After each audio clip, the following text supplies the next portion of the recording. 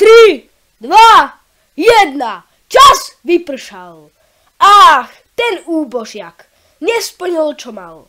Mal do 30 minút odoslať správu 600 priateľom. A on vykašľal sa na to. Áno, viem, je to ťažká úloha, ale dá sa splniť. A on tomu neveril. Jaj, musím ho ísť potrestať. Tak nerád to robím, ale vlastne mohol by som poslať svojho syna. Aj tak má najvyšší čas, aby sa zaučal do remesla. Synák, poď sem. Áno, otecko, čo potrebuješ? Musíš potrestať jedného neveriaceho úbožiaka, čo nerozoslal správu 600 priateľom.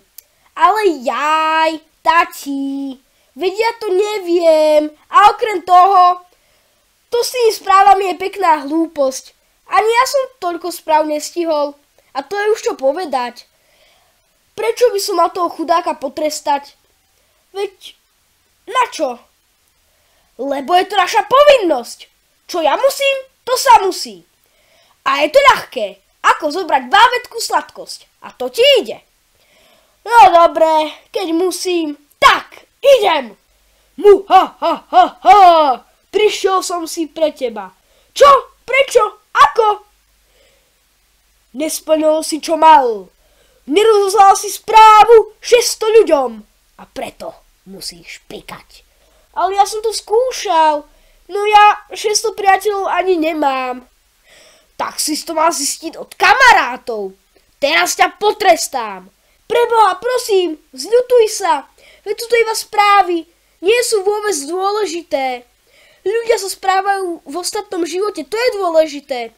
A ja poslúcham rodičov, pomáham ľuďom, dobre sa učím a k ľuďom sa správam slušne. No, možno máš pravdu. Nad tým som ani poriadne nerozmýšľal. Tak dobre, nechám ťa. Ale nepokaz to a buď vždy slušný a nikomu neubližuj. Jasné? Inak sa vrátim a uvidíš. Tak čo, ocko, nemal ten chlapec pravdu? Nie sú v živote dôležitejšie veci ako telefón, počítač a hlúpe bezvýznamné správy? Ach, máš pravdu. Dobre, ten chlapec hovoril.